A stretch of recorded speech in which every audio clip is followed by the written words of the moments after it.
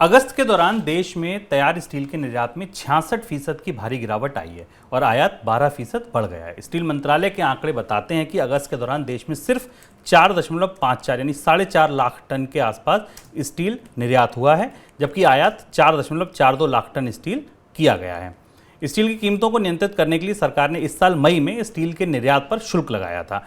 इसके बाद कीमतें तो घट गईं, लेकिन निर्यात बुरी तरह प्रभावित हुआ। हालांकि कीमतें घटने के बावजूद आयात भी बढ़ने लगा है। सर, आपको लगता है कि ऐसी स्थिति में अब सरकार स्टील की जो ड्यूटी लगाई थी उसने उसका रिव्यू कर सकती है, उसकी समीक्षा कर सकती है? समीक्षा की बात चर्चा में आ रही है, बल्कि यूनियन स्टील मिनिस्टर ने पिछले दिनों उनका एक बयान भी चर्चा में था कि वो सरकार से इस बात के लिए बात कर रहे हैं। उनसे उद्योगों ने बात की है कि ये स्टील पर जो एक्सपोर्ट ड्यूटी लगाई गई थी महंगाई को थामने के लिए इसे रोका जाए, क्योंकि इससे पर्याप्त नुकसान हो चुका है। आंकड़े बताते हैं कि भारत से स्टील का निर्यात गिरा है।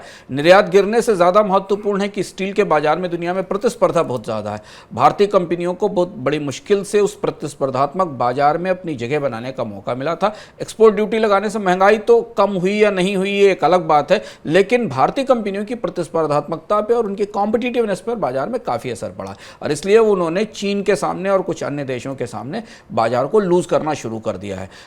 इस तरह के एक संकेत है कि शायद सरकार एक्सपोर्ट ड्यूटी को कम करने या हटाने पर गंभीरता से विचार कर रही है, लेकिन अभी फिलहाल स्पष्ट रूप से इस तरफ इसकी घोषणा नहीं की गई। लेकिन निर्यात गिरने के, स्टील का निर्यात गिरने के और भारतीय कंपनियों के बाजार में पिछड़ने के आंकड़े ज़रूर इस बात की तरफ चेतावनी देते हैं, इशारा करते हैं कि ये नीति आंशिक रूप से ही सफल रही। पूरी तरह से इसने महंगाई रोकने में उतनी मदद नहीं की जितना कि निर्यात के मोर्चे पर नुकसान किया है।